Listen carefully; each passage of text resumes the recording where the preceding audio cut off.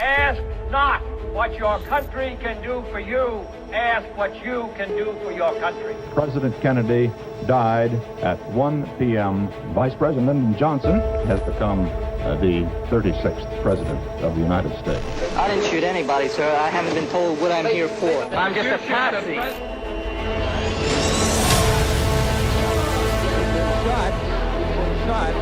Lee Oswald has been shot. Supporters of Israel's nuclear weapons program were in fact involved in the JFK assassination.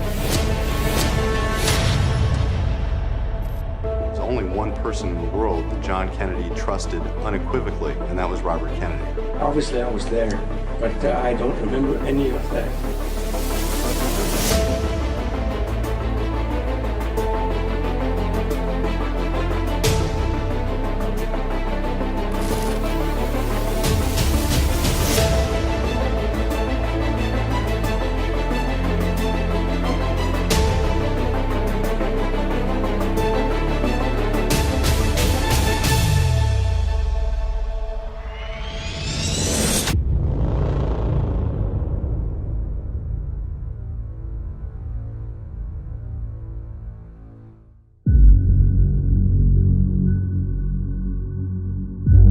Just after midnight on the 6th of June 1968, Senator Robert Kennedy, candidate to the presidency of the United States, was shot in a back room of the Ambassador Hotel in Los Angeles. He had just been celebrating his victory at the California primaries, which made him the most likely Democratic nominee for the presidential election.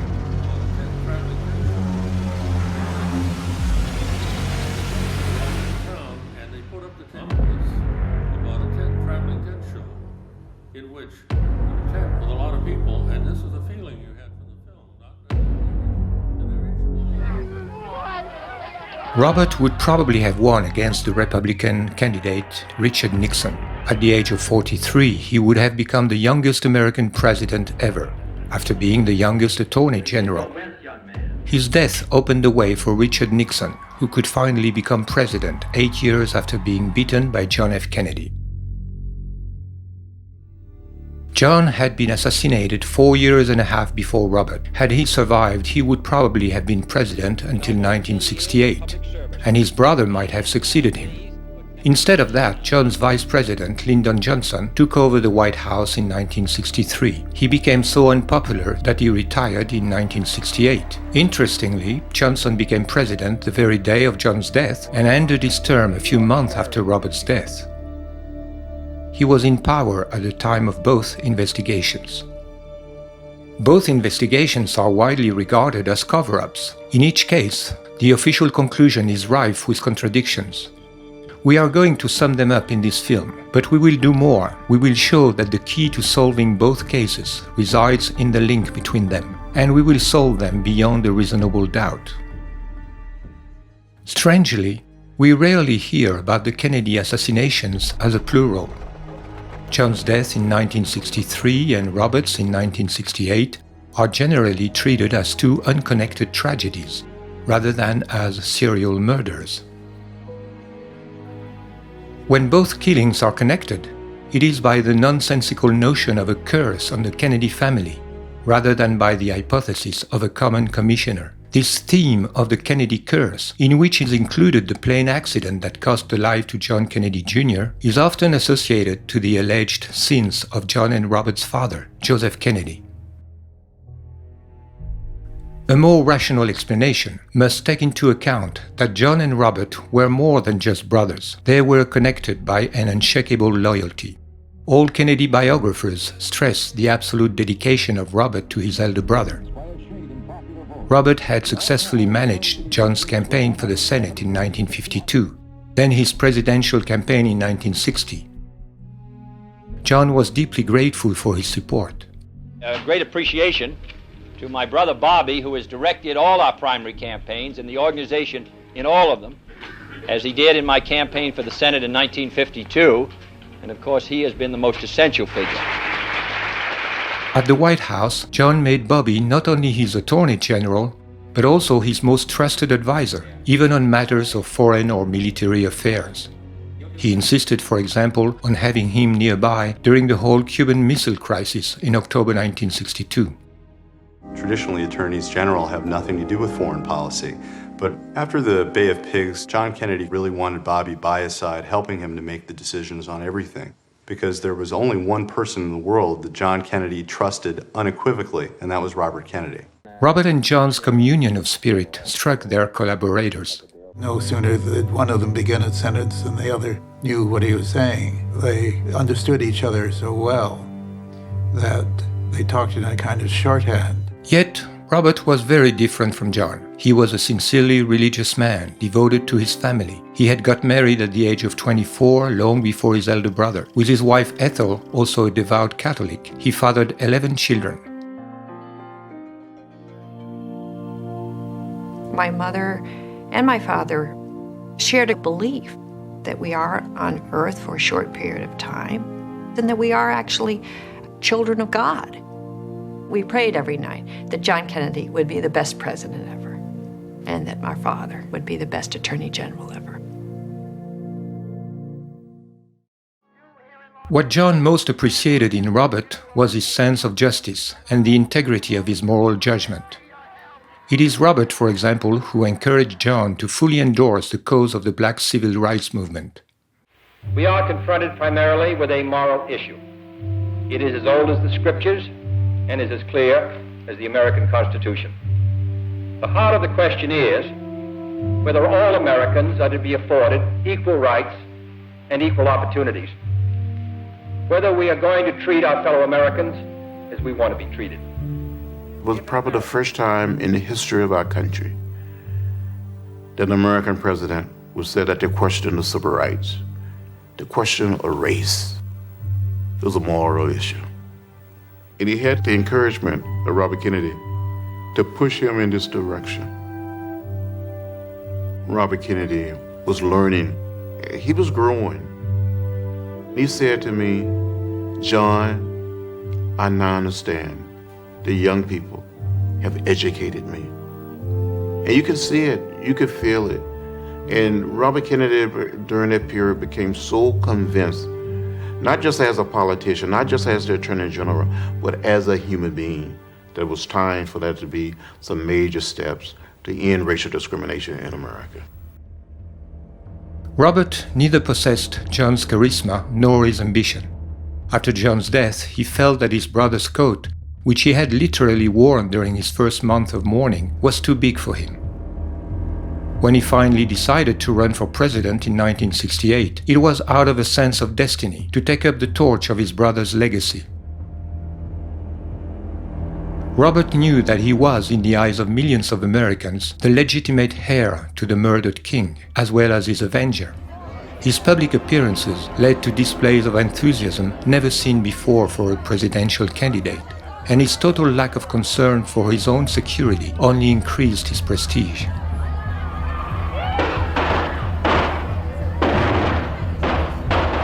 What sounded like shots turned out to be Chinese firecrackers. Bobby flinched, then went right on campaigning. Given the exceptional bond between the Kennedy brothers and the unity between their presidential destinies, what are the odds that their assassinations were unrelated? Common sense suggests that they were killed by the same force and for the same motives, and that Robert was eliminated from the presidential race because he had to be prevented from reaching a position where he could reopen the case of his brother's death. Was there in 1968 any objective reason to believe that he intended to do that? That is the first question we must answer.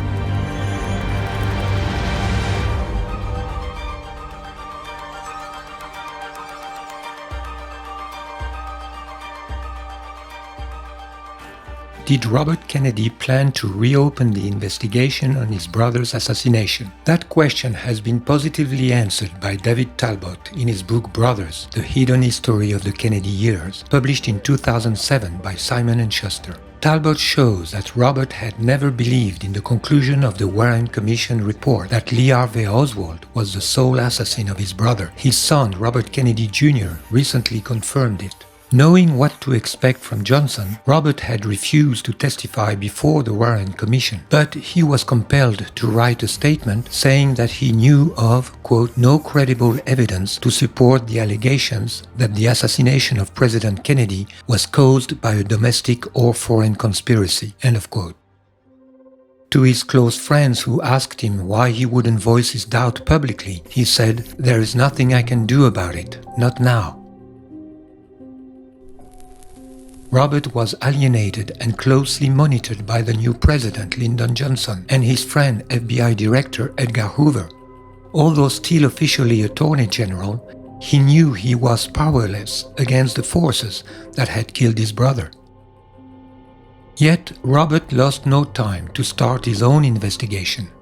A mere week after JFK's death, November 29, Bill Walton, a friend of the Kennedys, traveled to Moscow and passed to Nikita Khrushchev via a trusted agent a message from Robert and Jacqueline Kennedy. According to the memo found in the Soviet archives in the 1990s by Alexander Fursenko and Timothy Naftali, Robert and Jackie wanted to inform the Soviet leader that they believed John Kennedy had been, quote, the victim of a right-wing conspiracy, that only RFK could implement John Kennedy's vision, and that the cooling that might occur in US-Soviet relations because of Johnson would not last forever. At the same time, Robert started his own investigations. He first asked CIA Director John McCone, a Kennedy friend, to find out if rogue agents within the agency had anything to do with the plot. Then, in March 1964, suspecting a vengeance from organized crime, he contacted mobster Jimmy Hoffa, his sworn enemy, whom he had battled for 10 years, and whom he suspected of having taken revenge on his brother. A face-to-face encounter was organized between the two men on an airport runway, and Robert came out convinced of Hoffa's innocence. Robert also asked his friend Daniel Moynihan to search for any complicity in the Secret Service, responsible for the president's security. With the publication of the Warren Commission report, Robert had the confirmation that he could not expect anything from his government as long as Johnson was in power. He also knew that his own investigations were under surveillance. He contacted a former MI6 officer that he knew from the time his father had been ambassador in London. This British officer, in turn, contacted some trusted friends in France. With the tacit support of Charles de Gaulle, arrangements were made for 2 French intelligence operatives to conduct, over a 3-year period, a quiet investigation that involved hundreds of interviews in the United States. Their report, replete with innuendo about Lyndon Johnson and right-wing Texas oil barons, was delivered to Bobby Kennedy only a month before his own assassination in June of 1968. After Bobby's death, the last surviving brother, Senator Ted Kennedy, showed no interest in the material. The investigators then hired a French writer to edit the material into a book under the pen name of James Hepburn.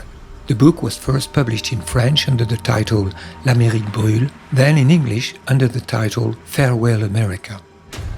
Robert Kennedy had planned to run for the American presidency in 1972, but the escalation of the Vietnam War precipitated his decision to run in 1968. I am announcing today my candidacy for the presidency of the United States. Another factor may have been the opening of the investigation by New Orleans District Attorney Jim Garrison in 1967. Garrison was allowed to view Abraham Zapruder's 8mm film confiscated by the FBI on the day of the assassination. This film, despite evident tampering, shows that the fatal shot came from the front of the president, and therefore not from the schoolbook depository located behind him, where Oswald was supposed to be shooting from. I looked at the wound again. I wanted to know and remember this the rest of my life. And the rest of my life, I will always know he was shot from the front. The Warren Commission investigation concluded the shots came only from behind.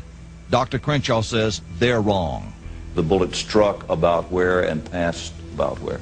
From here, right, through. Although the official report suppressed their testimonies, many witnesses said that shots were fired from behind a fence on what is known as the grassy knoll, which was on the right front of the limousine at the moment of the shooting. Pourtant, au cours de son enquête, la commission Warren a écarté toutes les preuves de coups de feu provenant du Grassy Knoll.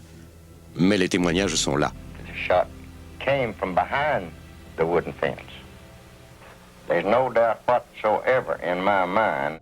Garrison would later claim that Robert gave him a discreet message of support through a common friend, letting him know that he was going to, quote, blow the whole thing wide open when he is president. Robert also confided to his friend William Atwood, then editor of Look magazine, that he, like Garrison, suspected a conspiracy, but that he couldn't do anything until he gets control of the White House. In conclusion, there can be little doubt that, had he been elected president, Robert Kennedy would have done everything possible to reopen the case of his brother's assassination in one way or another. This certainly did not escape John's murderers. They had no other option but to stop him. This first conclusion is a sufficient reason to conduct a comparative analysis of both Kennedy assassinations in search of some converging clues that might lead us on the track of a common mastermind. Let us begin with Robert's assassination, and let us first focus on the very special profile of his alleged killer.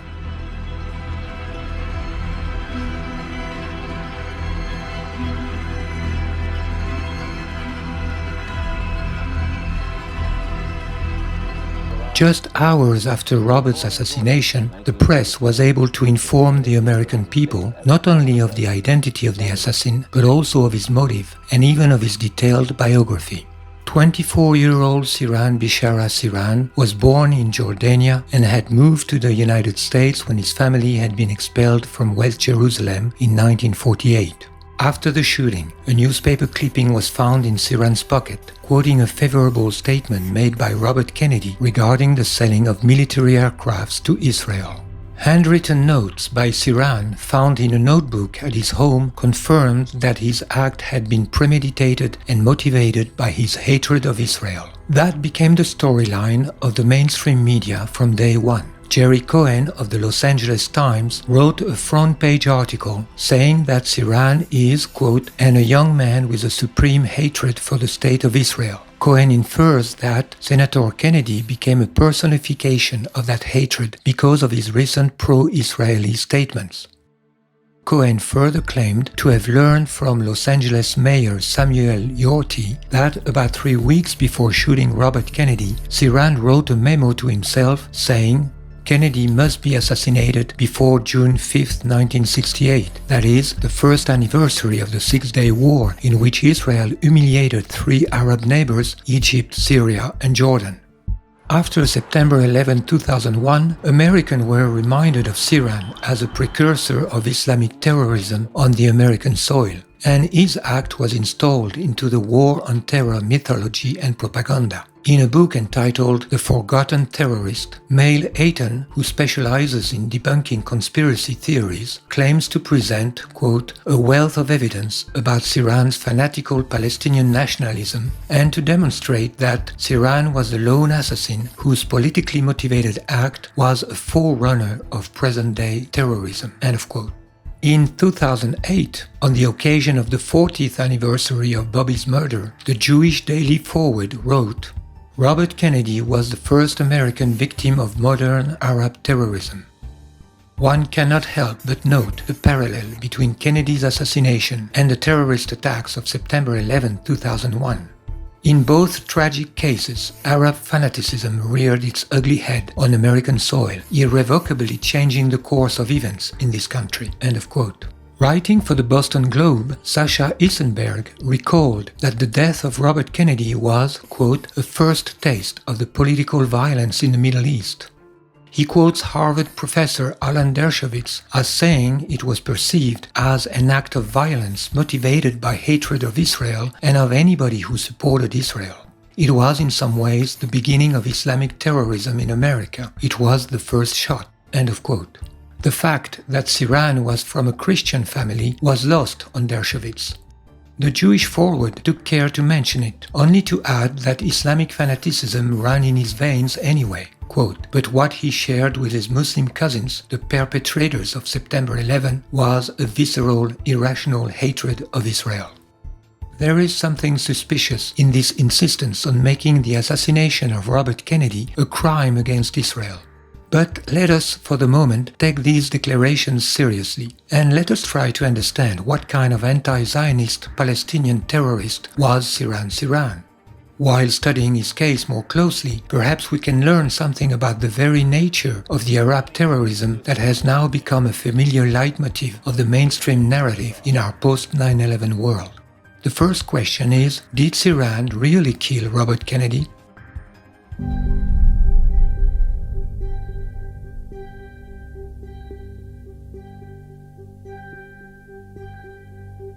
Ballistic and forensic evidence show that, in fact, none of Sirhan's bullets hit Kennedy.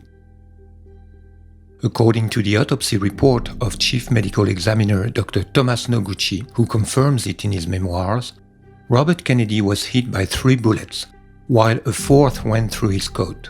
All these bullets were shot from behind Kennedy, 2 of them under his right armpit following an upward angle, and the 3rd, the fatal bullet, behind his right ear at point-blank range. One gunshot wound was found behind right ear, and there were abundance of a powder deposit on the edge of the right ear, and after test firing the similar weapon, we came to conclusion that the muzzle distance would be a 1 inch from the right ear edge and no more than 3 inches. Yet, the sworn testimonies of 12 witnesses established that Robert had never turned his back on Sirhan and that Sirhan was 5 to 6 feet away from his target when he fired. Moreover, Sirhan was physically overpowered by Karl Uecker after his second shot, and although he continued pressing the trigger mechanically, his revolver was then not directed towards Kennedy. By tallying all the bullet impacts in the pantry and those that wounded 5 people around Kennedy, it can be established that at least 12 bullets were fired, while Sirhan's gun carried only 8. Finally, a computer analysis of audio recordings during the shooting, made by engineer Philip van Praag in 2008, confirms that 2 guns are heard. 13 shot sounds over a little bit over a 5-second interval of time. There are 2 shots and then a pause of about 1 1/3 seconds, and then a flurry of succeeding shots. The primary point that people need to recall is that the capacity of Sirhan's gun was 8 shots. He did not have time to reload. And so anything more than 8 shots proves there had to be a second gun firing within that kitchen pantry, period. We have strong evidence based upon this audio tape of 13 shots, 2 double shots, the make and the model of the gun, and the directionality of those shots into the back of Robert Kennedy. All this evidence has been gathered by attorney William Pepper in a 58-page file submitted in 2011 to the Court of California with a request that Sirhan's case be reopened. Bob was hit with 4 bullets were fired at him from the rear now.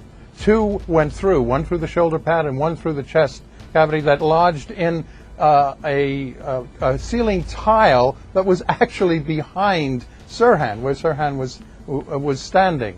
So the senator, the shots from the senator were from behind, and the tracing of the bullets was slightly upward. So that's where the assassin was firing, and that's where he was standing behind the senator. And we have a view as to who that person was, but a good deal more probing and evidentiary work has to be done. If Sirhan did not kill Robert Kennedy, then who did?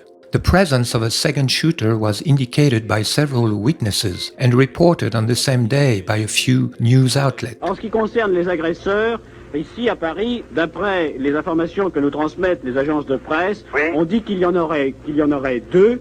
There are strong suspicions that the second shooter was Thane Eugene Caesar, a security guard hired for the evening by the Hotel Ambassador owned by Meyer Schein. Caesar was stuck behind Kennedy at the time of shooting. Several witnesses saw him draw his pistol, and one of them, Don Schulman, positively saw him fire. As we were slowly pushed forward, another man stepped out, and he shot. Just then the guard who was standing behind Kennedy took out his gun, and he fired also. The next thing I knew is that Kennedy was shot 3 times. Now, how far was Sirhan from Senator Kennedy at the time? I would say approximately from 3 to 6 feet. Where was this guard who was firing his gun? He was standing directly to the side and back of Kennedy. On what side? He was standing on the right-hand side. Contract killer could not find a more efficient and concealed position to do his deed. First, a clear opening to shoot at the heart, with little chance to be seen by witnesses situated either in front of or behind the victim. Then another opportunity for a concealed coup de grace in the back of the head as the victim slumps to the floor. Incredibly, Caesar's weapon was never examined, and he was never interrogated, even though he did not conceal his hatred for the Kennedys. He told police he had sold his .22 3 months before the assassination. A receipt proves that it was sold after the assassination. The person who made out this receipt confirmed Caesar told him at the time of the sale, "Be careful of this weapon, it was involved in a police shooting." He was the obvious first suspect. The police brushed him off and never investigated him further. Even if we assume that Sirhan was the assassin of Robert Kennedy, another aspect of the case raises question. According to several witnesses, Sirhan seemed to be in a state of trance during the shooting and in a state of disorientation just after. More importantly, Sirhan has always claimed that he has never had any recollection of his act, even though, on the suggestion of his attorney, he admitted to have done it. For this, he was sentenced to death penalty. But the death penalty was abolished in California soon after, and his sentence was turned into life imprisonment. 50 years after the fact, Sirhan continues to claim, However, I not only have never been able to remember what happened in that place at that time, but I have not been able to remember many things and incidents which took place in the weeks leading up to the shooting. What do you remember about the shooting, if you're willing to talk about that?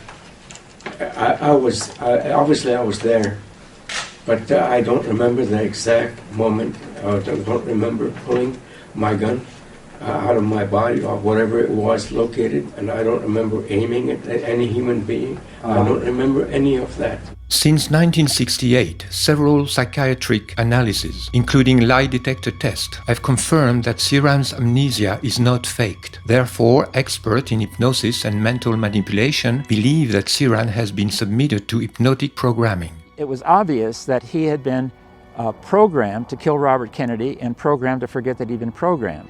This hypothesis is consistent with some repetitive lines written in a notebook found in Sirhan's room, which are reminiscent of automatic writing.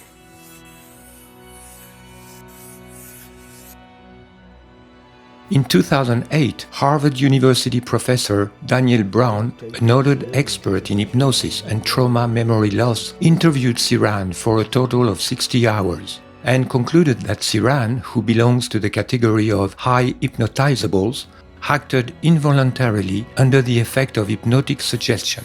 His action of firing the gun was neither under his voluntary control nor done with conscious knowledge, but is likely a product of automatic hypnotic behavior and coercive control." End of quote. During his sessions with Dr. Brown, Sirhan could remember having been accompanied by an attractive woman before suddenly finding himself in a shooting range with a weapon he did not know. According to Brown's report, quote, Sirhan responded to a specific hypnotic cue given to him by that woman to enter range mode, during which Sirhan automatically and involuntarily responded with a flashback that he was shooting at a firing range at circled targets. End of quote. Months after Sirhan recalled these details, attorney William Pepper was able to prove that, just days before the assassination, Sirhan had visited a firing range accompanied by an unknown instructor and had signed the register. With the help of Professor Brown, Siran was also able to remember that his instructor had a falling moustache, which fits the description of famous hypnotist William Joseph Bryan Jr., whom other evidence also incriminates. Bryan makes no secret of having worked for the Air Force in the brainwashing section. His biggest claim to fame was to have exposed by hypnosis the Boston Strangler, Albert DeSalvo, who thereafter confessed to the crime. Bryan often bragged about it.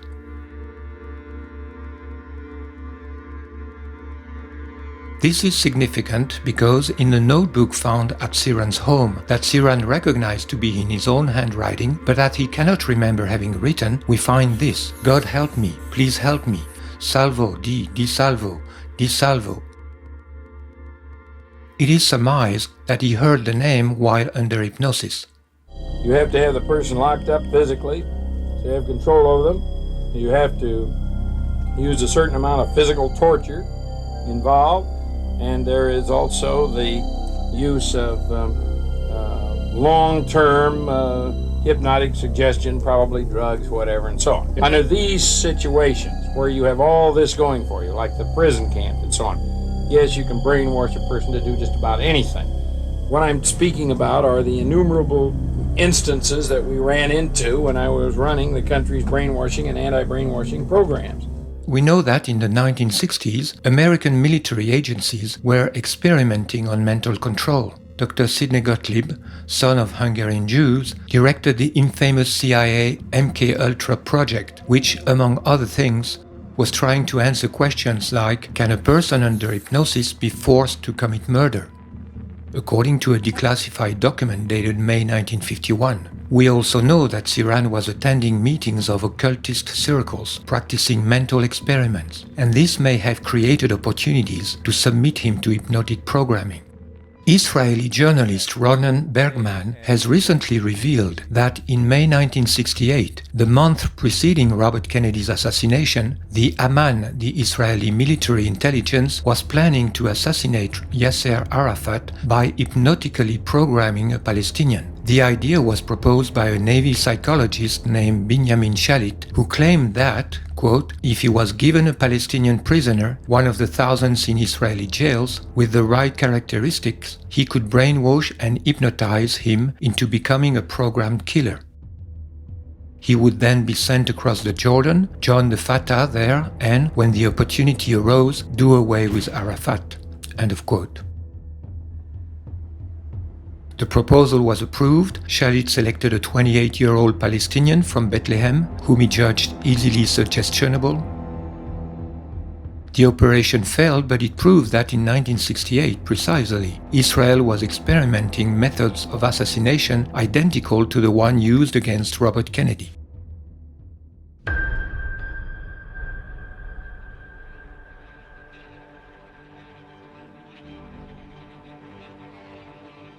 In the hypothesis that Siran has been manipulated, the question is, why him? Who had an interest in having people believe that Robert was killed by a fanatic Palestinian motivated by hatred of Israel?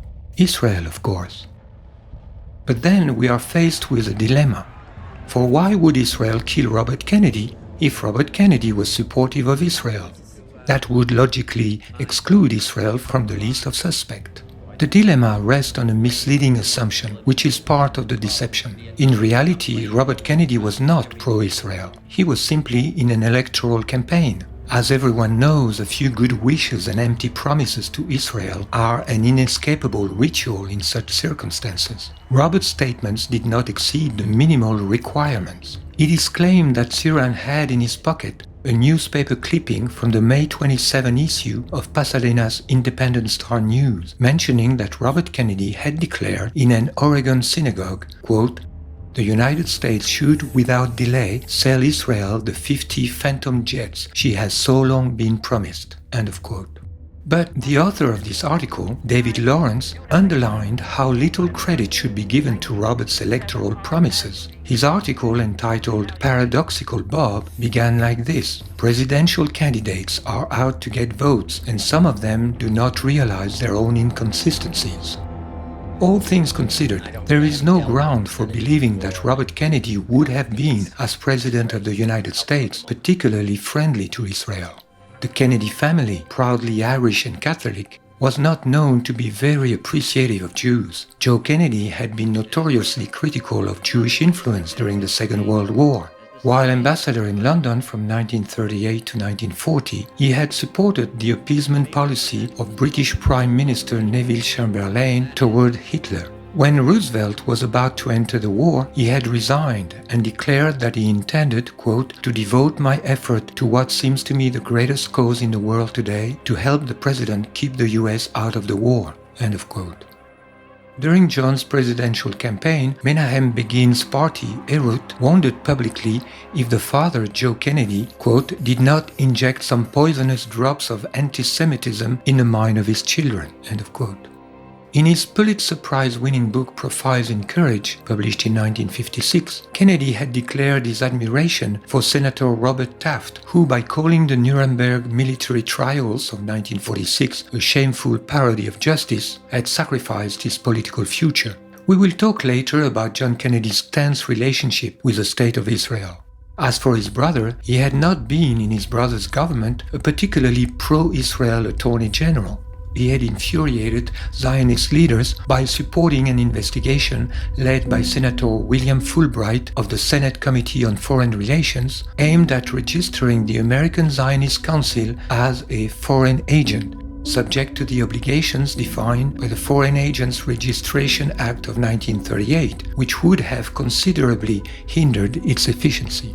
After the assassination of John Kennedy, the American Zionist Council escaped this procedure, and its lobbying division, the American Israel Public Affairs Committee, AIPAC, became the most powerful lobby in the United States and an indispensable instrument for the corruption and intimidation of American elected officials and for the control of American foreign policy.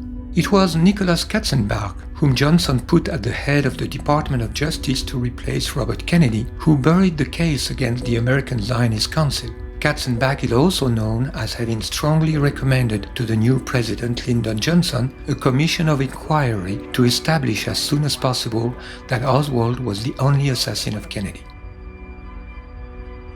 In conclusion, it is only by an outrageous hypocrisy that the Jewish Daily Forward could write on June 6, 2008, quote, in remembering Bobby Kennedy, let us remember not just what he lived for, but also what he died for, namely the precious nature of the American-Israeli relationship, end of quote. Robert Kennedy's death had not been a bad thing for the American-Israeli relationship.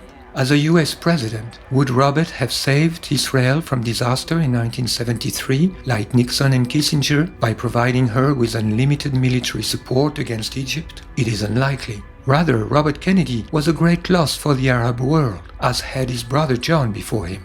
Of course, the fact that the Zionist media lied when granting Robert Kennedy some kind of posthumous certificate of goodwill towards Israel and thereby provided Israel with a kind of fake alibi is not a sufficient reason for accusing Israel of having murdered Robert. Even the fact that the masterminds of the plot chose as their programmed instrument an anti-Zionist Palestinian and thereby stirred a strong anti-Palestinian feeling among Americans at the same time as getting rid of Robert, does not prove that Israel was involved. What is lacking for a serious presumption is a plausible motive, and the motive of Robert's assassination, as we said before, must be found not in what Robert was declaring publicly during his campaign, but rather in what he confided only to his close friends, his intention to reopen the investigation on his brother's death. What would an unbiased investigation conducted under the supervision of Robert in the White House have revealed? This is what we must now determine.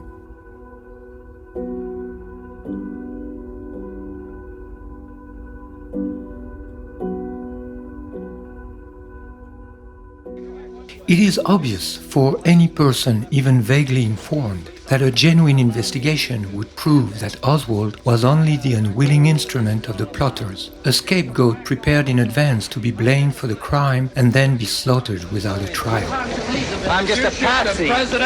We will not here review the evidence which contradicts the official thesis of the lone gunner. They can be found in numerous other books and films. Just as notorious is the theory according to which the plot to kill Kennedy originated from the CIA, or rather from a secret network within the CIA in collusion with extremist elements in the Pentagon. That thesis looms the largest among conspiracy theories found in books, articles, and films that have been produced for 50 years since the Kennedy assassination. Rather than examining one by one all the arguments of this theory, we shall here trace back its origin.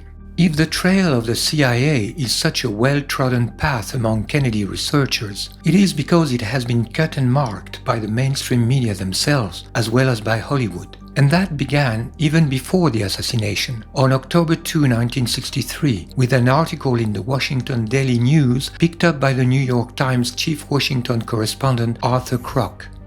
The article denounced the CIA's unrestrained thirst for power and quoted an unnamed, very high official who claimed that, quote, even the White House could not control it any longer, and that if the United States ever experiences an attempt at a coup to overthrow the government, it will come from the CIA and not from the Pentagon, end of quote. Without saying so, Kroc was letting his readers believe that the very high official whom he quoted was none other than the president himself, who was sending a message to the public via the press. In such a way, the New York Times was planting a sign a month and a half before the Dallas killing, pointing to the CIA as the most likely instigator of the upcoming coup. The sign said, "The president is going to fall victim of a coup, and this will come from the CIA."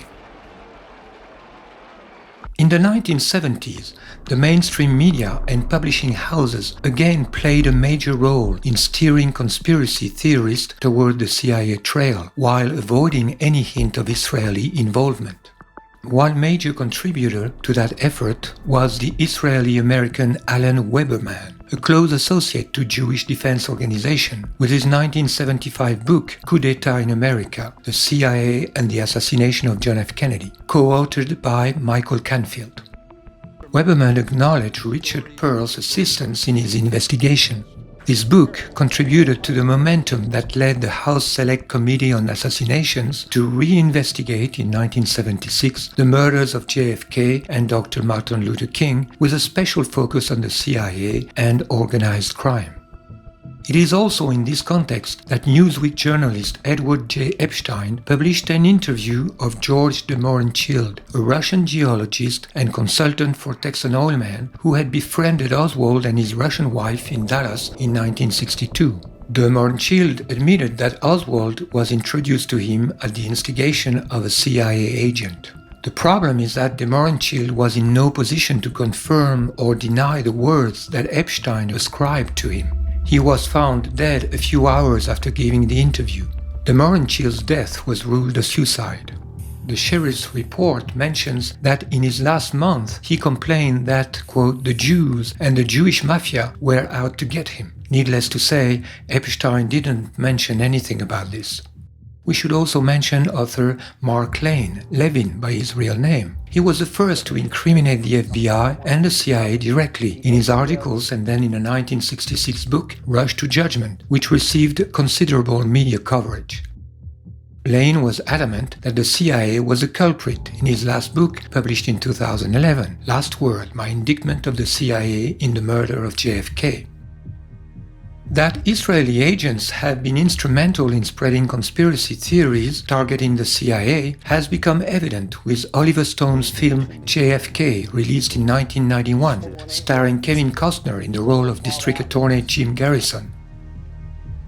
This film, which shook public opinion to the point of motivating the President John F. Kennedy Assassination Records Collection Act of 1992, was produced by Arnon Milchan, described in a 2011 biography as being from his youth, quote, one of the most important covert agents that Israeli intelligence has ever fielded. Milchan was working in particular to boost Israel's nuclear program. In 2013, Milchan publicly revealed his extended activity as a secret agent of Israel. It is therefore no wonder that Stone's film gives no hint of the Mossad connection that Garrison had stumbled upon. All these examples demonstrate that the charges against the CIA have been the subject of considerable investment by authors who are predominantly Jewish and benefited from an effective echo chamber in the mainstream press. The mainstream news and entertainment industry engaged in double-dealing. While ostensibly defending the official theory of the lone gunner on the front page, they channeled the skeptic scrutiny towards the CIA. This is a typical strategy of Israel, occupying the ground of protest and creating a rigged debate excluding any reference to Israel. The contradiction of the official thesis is maintained focus on the CIA, the military-industrial complex, or any other 100% American organization by an elite of militants whose primary motivation is the preservation of the interest of the Jewish community. In fact, the CIA conspiracy theory suffers from a crippling contradiction. According to it, the purpose of killing Kennedy was to create a pretext for invading Cuba, something that Kennedy had always refused to do. With Oswald groomed as a pro-Castro communist, the Dallas shooting was staged as a false flag attack to be blamed on Cuba, according to the CIA theory. But then, why did no invasion of Cuba follow Kennedy's assassination? It is because Johnson, we are told, thwarted the plot's ultimate aim to start World War III. This is to ignore the tremendous amount of evidence accumulated against Johnson. In fact, I believe the CIA thesis was originally pushed forward to counter the more natural and more popular thesis of a conspiracy headed by Johnson with Hoover's complicity. Another weakness in the CIA theory is the fact that researchers following this lead seem unable to come to any agreement about the mastermind of the plot. In fact, one of the names that come up most often is James Jesus Angleton, the head of counterintelligence within the CIA. Professor John Newman writes about him in Oswald and the CIA, quote, "No one else in the agency had the access, the authority, and the diabolically ingenious mind to manage this sophisticated plot." But, as a matter of fact, Angleton was also the Mossad liaison for the CIA, as head of the CIA's Israel office, and he is widely recognized as having been an Israeli mole. One of his biographers, Tom Mangold, states, Angleton's closest professional friends overseas came from the Mossad, and he was held in immense esteem by his Israeli colleagues and by the State of Israel, which was to award him profound honors after his death. Moreover, it has been revealed by reporter Joe Trento of the Sunday News Journal that it was Angleton himself who, in the 70s, played a key role in keeping the CIA under scrutiny by leaking to the press a secret memo he had written himself about the embarrassing presence of CIA agent Howard Hunt in Dallas on November 22, 1963.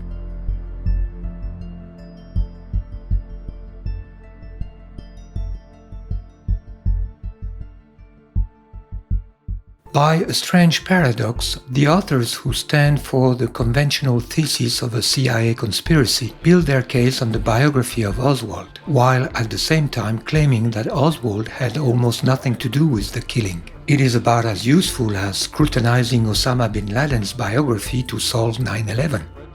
If Oswald was just a patsy, as he claimed, the quest for the real culprits must logically begin by investigating the man who shot Oswald 2 days after his arrest in the Dallas police station, thus preventing a judgment that would have revealed the weakness of the accusation against Oswald.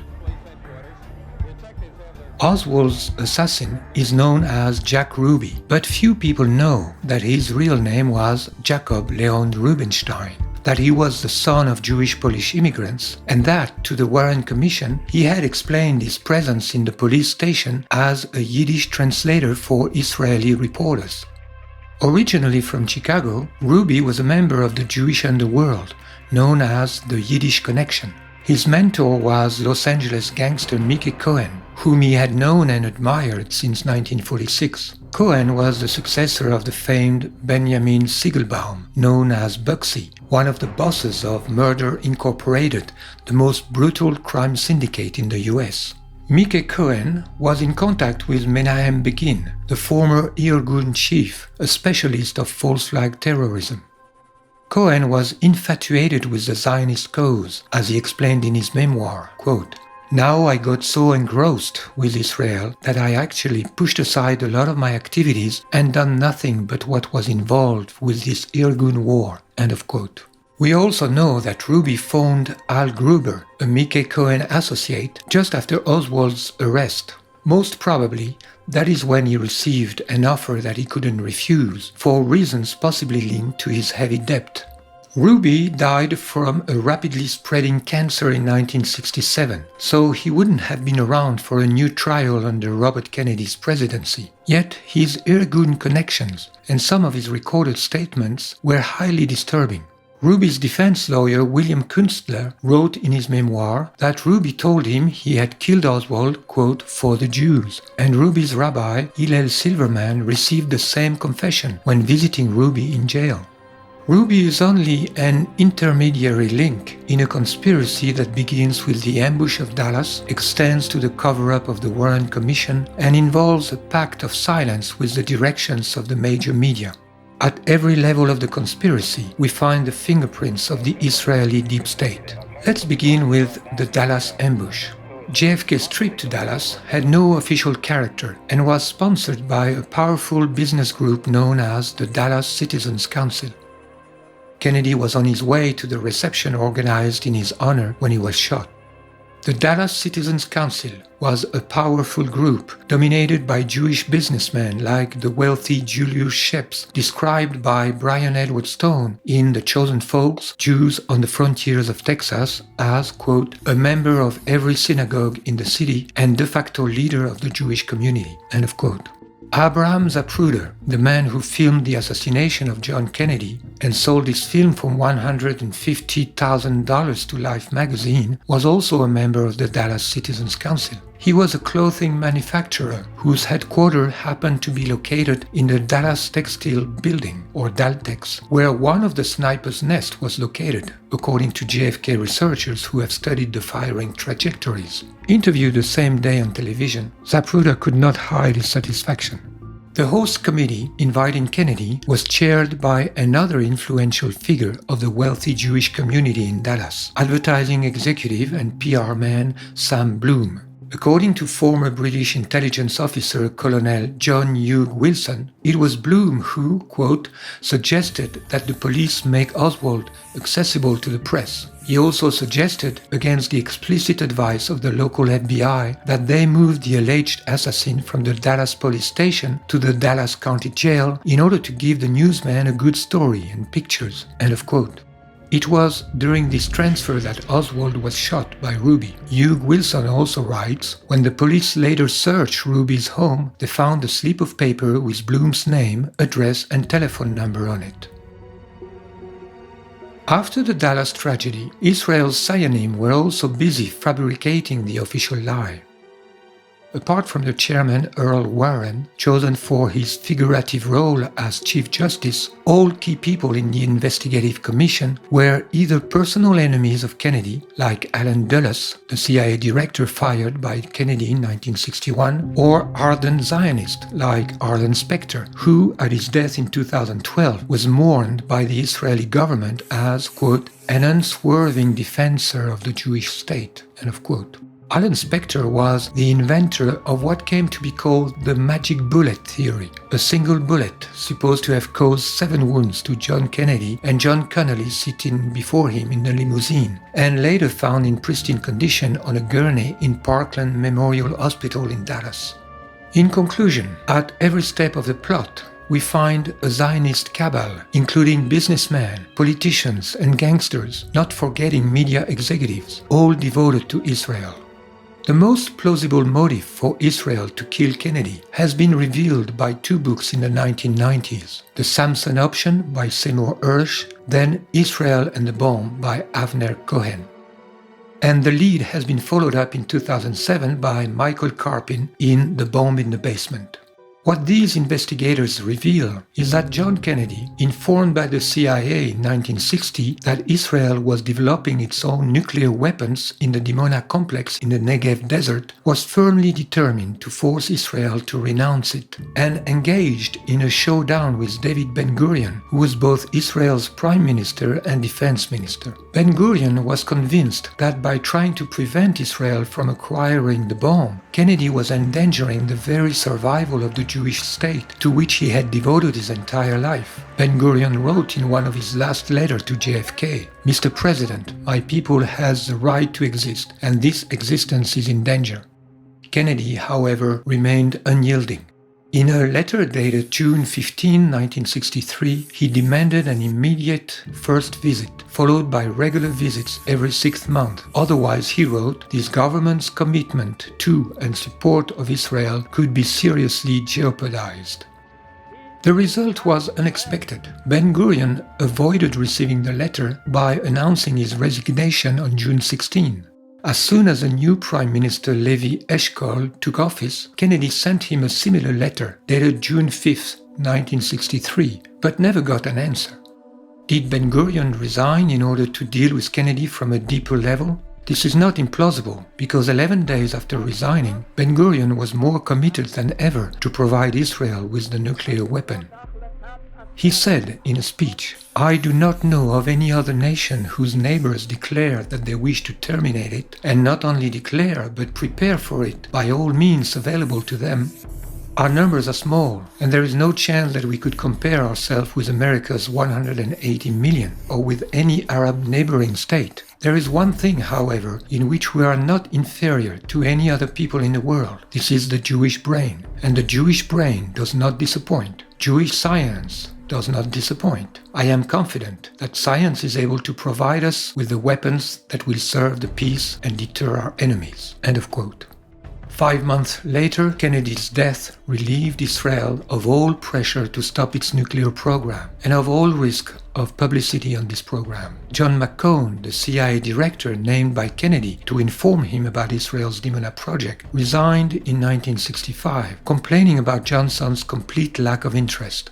According to historian Stephen Green, perhaps the most significant development of 1963 for the Israeli nuclear weapons program occurred on November 22. On a plane flying from Dallas to Washington, D.C., Lyndon Johnson was sworn in as the 36th President of the United States following the assassination of John F. Kennedy. Lyndon Johnson's White House saw no Dimona, heard no Dimona, and spoke no Dimona when the reactor went critical in early 1964. End of quote. Kennedy's determination to make Israel's Dimona project abort was only part of the Kennedy problem. Kennedy had committed himself to Arab heads of state to support UN Resolution 1994 for the right of return of the 800,000 Palestinian refugees expelled in 1947-48. For the last time on November 20, 1963, the United States delegation to the United Nations put this issue back on the agenda, causing a strong protest in Israeli circles. On top of that, since the first month of his presidency, Kennedy behaved very warmly toward Nasser, Israel's worst enemy. Historian Philip Muhlenbeck writes, while the Eisenhower administration had sought to isolate Nasser and reduce his influence through building up Saudi Arabia's King Saud as a conservative rival to the Egyptian president, the Kennedy administration pursued the exact opposite strategy. After Kennedy's death, American foreign policy was reversed again, without the American public being aware of it. Johnson cut the economic aid to Egypt and increased the military aid to Israel, which, according to Stephen Green, reached $92 million in 1966, more than the total of all previous years combined. For 50 years, the Israeli trail in the Kennedy assassination has been smothered, and anyone who dares mention it is immediately ostracized. American Congressman Paul Findlay nevertheless wrote in March 1992 in the Washington Report on Middle East Affairs, "It is interesting to note that in all the words written and uttered about the Kennedy assassination, Israel's intelligence agency, the Mossad, has never been mentioned." End of quote. One single author has seriously investigated that trail, Michael Collins Piper, in his 1995 book Final Judgment, The Missing Link in the JFK Assassination Conspiracy. Piper was largely ignored by the mainstream of the Kennedy Truth Movement, but his work has made a strong impact. In 2013, in his foreword to a collection of letters by Kennedy, including those addressed to Ben-Gurion about Dimona, Martin Sandler writes about Piper's work, "Of all the conspiracy theories, it remains one of the most intriguing." End of quote. It is in fact a theory widespread in Arab countries. Libyan leader Muhammad Gaddafi believed it. كندي الذي قرر أن يفتش مفاعل ديمونة وأصر على تفتيشه ليتأكد من أنه يصنع أسلحة ذرية وإلا لا، ورفض الإسرائيليون، وأخيرا أصر هو على التفتيش. كان المخرج من هذه الأزمة هو استقالة بن غوريون، استقال حتى لا يوافق على تفتيش مفاعل ديمونة، وأعطى الضوء الأخضر بقتل كندي، وهكذا قتل كندي بسبب مفاعل ديمونة وإصراره على تفتيشه. بسبب إصراره على تفتيشه قتل كندي. On September 23, 2009, Gaddafi had the guts to demand a new investigation in front of the General Assembly of the United Nations. قضية تطرح في الجمعية العامة لابد أن نطلق صراحة.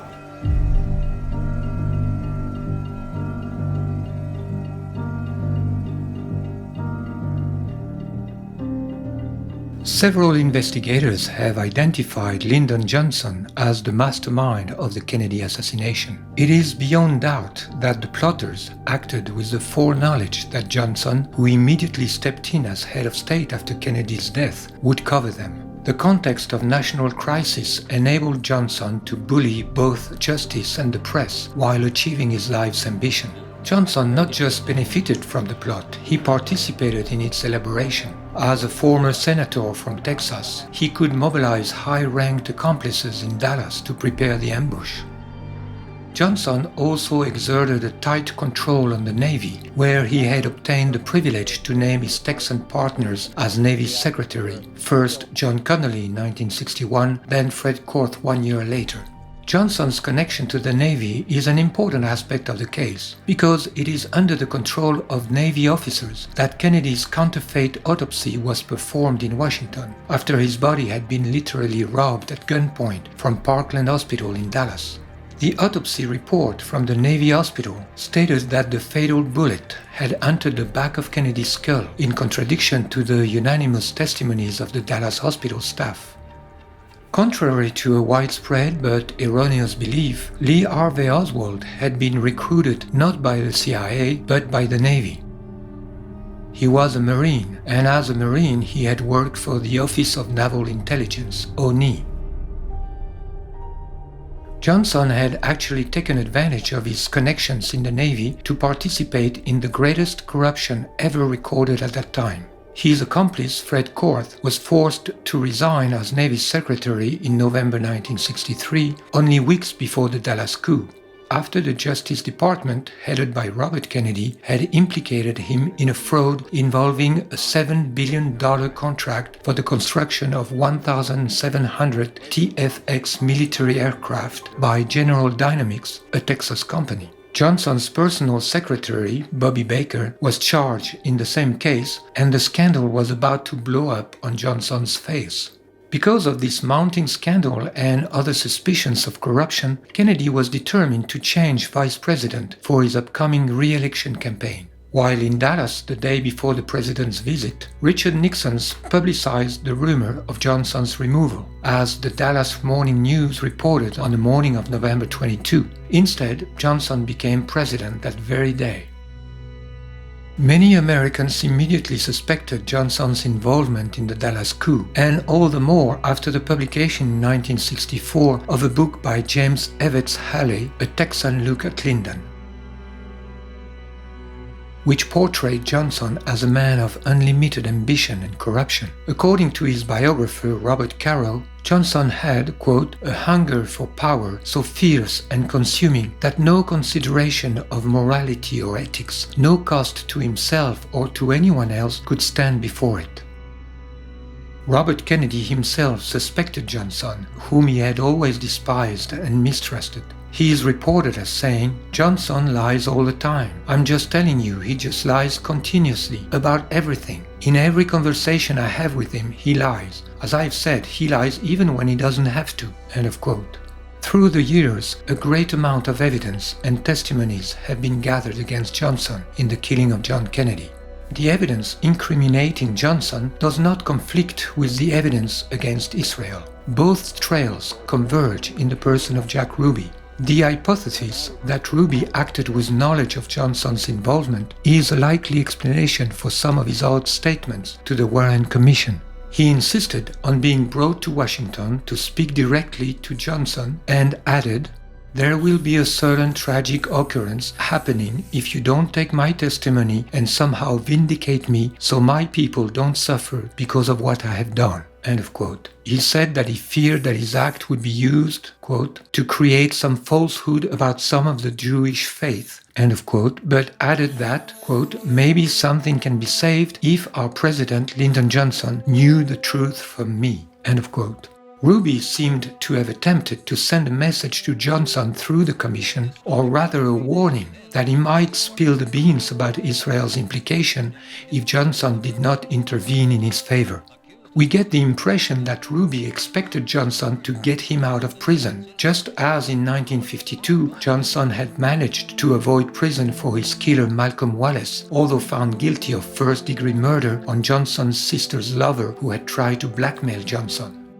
Yet Johnson did nothing to get Ruby out of jail, and Ruby was sentenced for life. Ruby's sense of betrayal explains why in 1965, after giving a brief press conference, Ruby implicitly accused Johnson of Kennedy's murder. I want to correct what I stated before. He was vice president. Remember I said he was vice president?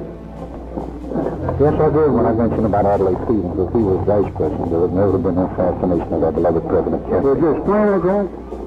Well, the answer is the man in office now. Ruby's full statement to the Warren Commission was leaked to journalist Dorothy Kilgallen and published in the New York Journal-American in August 1964. Kilgallen also interviewed Jack Ruby and boasted afterwards of being about to break the real story and publish the biggest scoop in the century. But Kilgallen was found dead by an overdose of barbiturates and alcohol on November 8, 1965. As for Ruby, he was put into solitary confinement and he died in 1967, officially from a rapidly spreading cancer.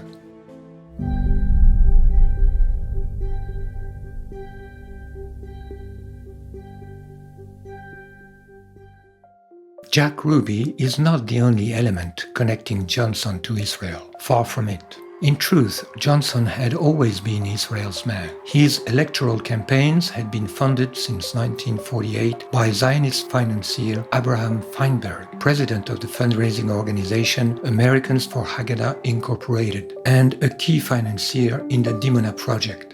It is the same Abraham Feinberg who, after the Democratic primaries in 1960, made the following proposal to Kennedy, as Kennedy himself reported to his friend Charles Bartlett. "We know your campaign is in trouble.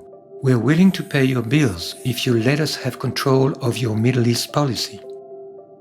It was also two strong supporters of Israel, Washington Post publisher Philip Graham and his main columnist Joseph Alsop, who finally convinced Kennedy to take Johnson as his running mate. Most probably, they blackmailed Kennedy with proofs of his adulterous adventures, of which Edgar Hoover, a close friend of Johnson, was well informed. According to Evelyn Lincoln, Kennedy's personal secretary for 12 years, quote, "Jack knew that Hoover and LBJ would just fill the air with womanizing," end of quote. Whatever the real nature of the blackmail, Kennedy once apologized to his assistant Hyman Raskin, saying, "You know, we had never considered Lyndon, but I was left with no choice. Those bastards were trying to frame me. They threatened me with problems, and I don't need more problems." And so it is that John was forced to choose Johnson as vice president by the Zionist network, despite the fierce opposition of his brother Robert. In 2013, Associated Press reported about newly released tapes from Johnson's White House office showing LBJ's personal and often emotional connection to Israel.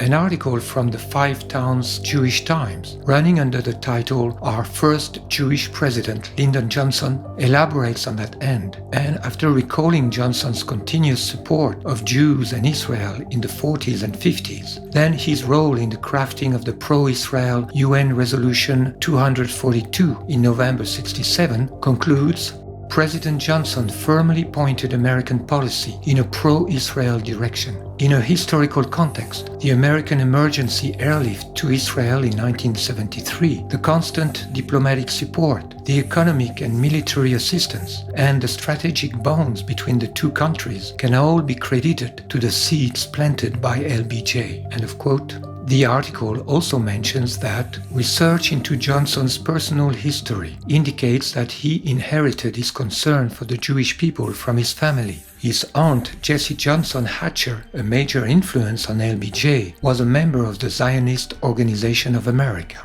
In an additional note, the article said, the facts indicate that both of Lyndon Johnson's great-grandparents on the maternal side were Jewish. The line of Jewish mothers can be traced back 3 generations in Lyndon Johnson's family tree. There is little doubt that he was Jewish. End of quote.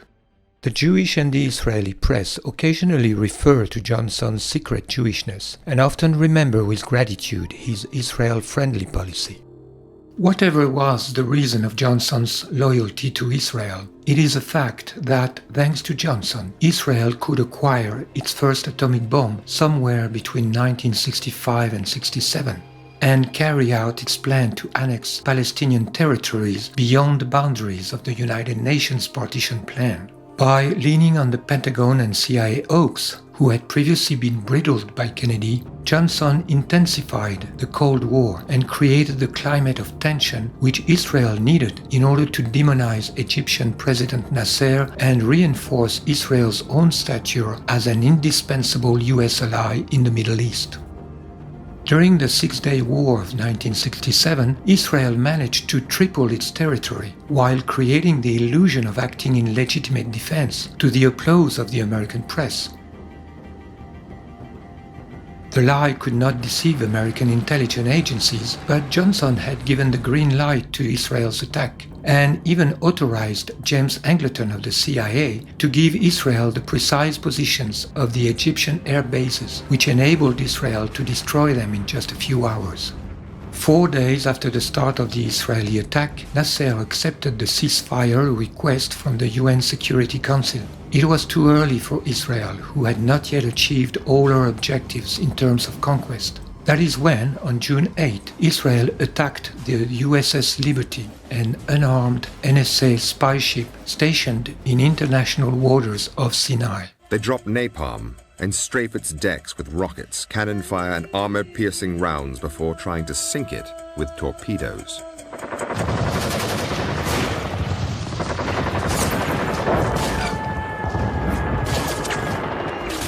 We had no way to defend ourselves, and we're just slaughtered. The ship was bombed, strafed, and torpedoed during 75 minutes by Israeli Mirage jets and 3 torpedo boats, while Johnson from the White House intervened to prohibit the nearby 6th Fleet from rescuing it. Even the lifeboats were machine-gunned. The attack would have been blamed on Egypt if it had succeeded, that is, if the ship had sunk and its crew had been exterminated.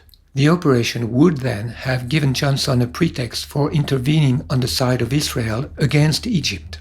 But it failed. The USS Liberty affair was suppressed by a commission of inquiry headed by Admiral John Sidney McCain II, father of John McCain III, who recently supported ISIS terrorists against Syria. Everyone in the national security team recommended arming ISIS. Johnson accepted Israel's spurious targeting error explanation. What's more, Johnson rewarded Israel by lifting the embargo on offensive military equipment. US-made tanks and aircrafts immediately flowed to Tel Aviv. This failed false flag attack is evidence of Johnson's secret complicity with Israel, implying high treason against his own country. Many of Johnson's closest friends and advisors were pro-Israeli, and they reported back to Tel Aviv on his every move. The Israeli story constantly shifted to counter whatever new intelligence the White House received. So sensitive were these communications that the Israelis used code names to protect the identity of their White House agents. But for the first time, the members of the ring can be named. Hamlet was $1 million fundraiser for the Democrats. When he rang, Johnson took his calls. He was Abe Feinberg. Menashe was Arthur Goldberg, the U.S. ambassador to the United Nations. Harare was David Ginsburg, a high-profile Washington lawyer who also represented the Israeli embassy. Ilan was Supreme Court Justice Abe Fortas. Lyndon Johnson had dinner with him on the eve of the Six-Day War. The strategy worked. The U.S.-Israeli relationship proved to be stronger than the killing and injuring of more than 200 Americans.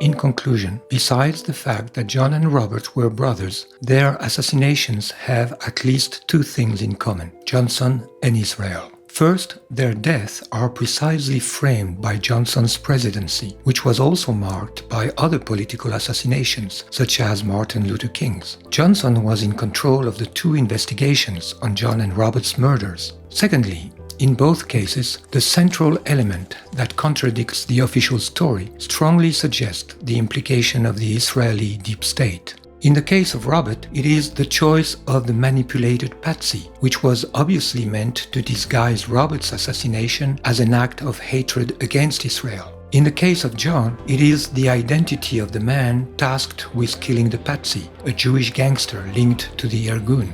These two common elements in the Kennedy assassinations, Johnson and Israel, are themselves closely linked because Johnson was a man acting for Israel just like Ruby, although at a higher level. The evidence for Johnson's secret loyalty to Israel includes his high treason in the USS Liberty affair. The causal link between the two assassinations then becomes clear. Even if Robert had been pro-Israel, which he was not, Israel and Johnson would have had a compelling reason to eliminate him before he got to the White House and reopened the investigation on his brother's death.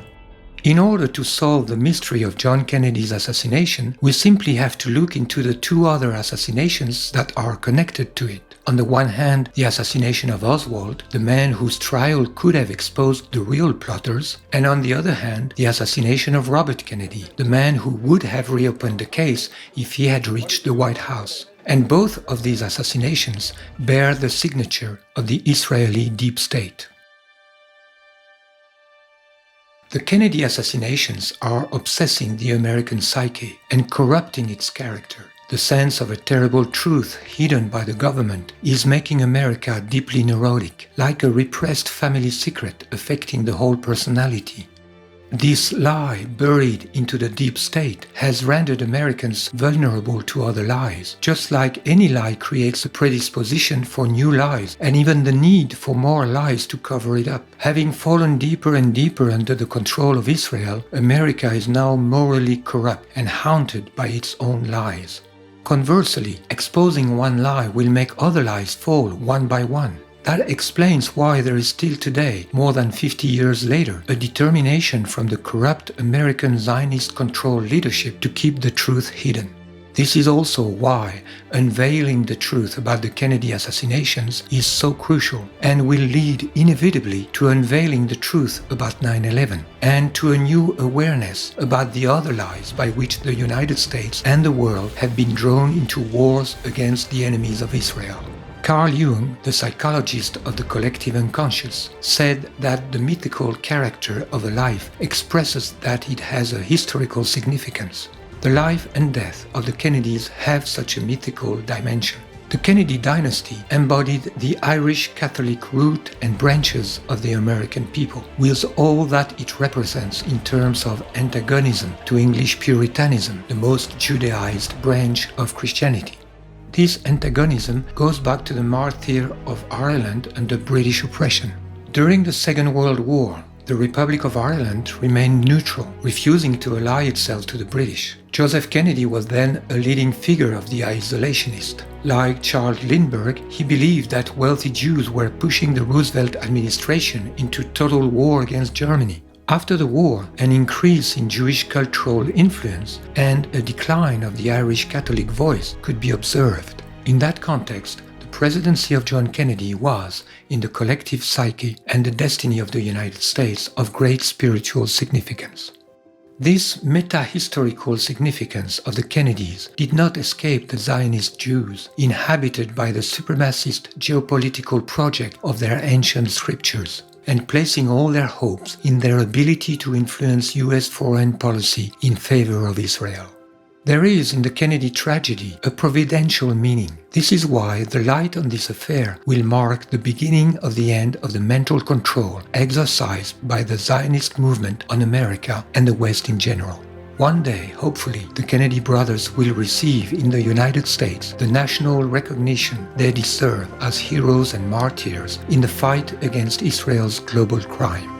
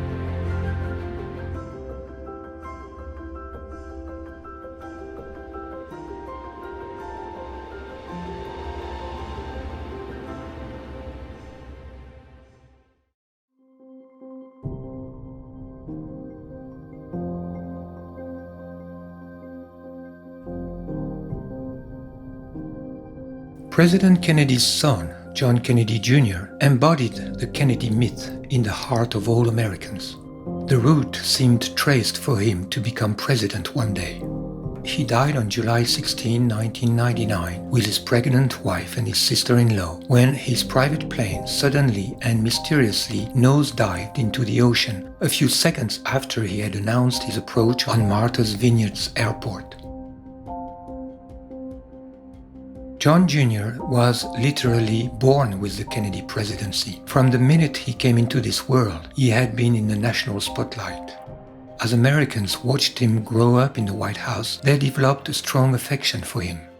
The iconic image of little John John saluting his father's coffin on the day of his 3rd birthday encapsulated a nation's grief and impressed on millions of Americans the dream of seeing him reclaim the Oval Office one day. For in the American collective psyche, the Kennedys represented royalty and JFK Jr. was the legitimate heir to the throne. In 1995, John launched his political magazine George. Under the appearance of superficiality, it engaged in controversial issues of deep politics that reflected John's interest for conspiracy issues. For example, in December 1996, George was the only mainstream magazine exploring the inconsistencies of the official report on the explosion of flight TWA 800 soon after leaving JFK International on July 17, 1996. The National Transportation Safety Board claimed it was an accident, although 375 witnesses saw 1 or 2 bright flare objects hit the plane, many of them believing it was a missile. Israeli intelligence had actually tried to put the blame on an Iranian missile, but some investigators believed this was in fact a failed Israeli false flag attack designed to force the United States into retaliating against Iran. In March 1997, George published an article by the mother of Yigal Amir, the man convicted of assassinating Israeli Prime Minister Yitzhak Rabin, claiming that her son had been manipulated by Israeli deep state operatives. In October 1998, John Kennedy Jr. released a special conspiracy issue of George magazine, which included an article by film director Oliver Stone. According to testimonies from his friends, John Jr. was haunted by the death of his father and quite knowledgeable about independent investigations about it. At age 39, John was preparing his entry into politics, and he was about to announce it publicly. He had also expressed to his friend his ambition to ultimately reach for the presidency. While trying to shield him from celebrity, his mother Jackie had raised him in the worship of his father and in the idea of his own presidential destiny. According to his biographers, in 1999, John had made up his mind to launch his political career. Given his personality and his immense popularity, he had high chances to make it to the presidency in less than 20 years. John Jr. would have started his political career in New York, the city he loved and that loved him. According to some of his friends, he would have aimed at the seat of governor in 2003.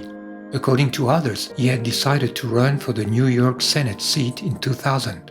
This is the seat that his uncle Bobby had occupied from 1964 to 1968, and that Daniel Moynihan, a former assistant to President Kennedy, was going to leave vacant in 2000.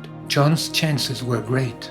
According to his biographer Christopher Anderson, John's plan interfered with Hillary Clinton's. The Clintons, who were to leave the White House in January 2001, had just purchased a home in New York State, and Hillary was gearing up to run for the Senate as a stepping stone to her own presidential future. Hillary had never resided in New York State before, and her chances to beat John Jr. were very weak. John's death allowed her to win the seat. Has the American Zionist criminal deep state perceived the danger that John Jr. represented from the moment he started his political career?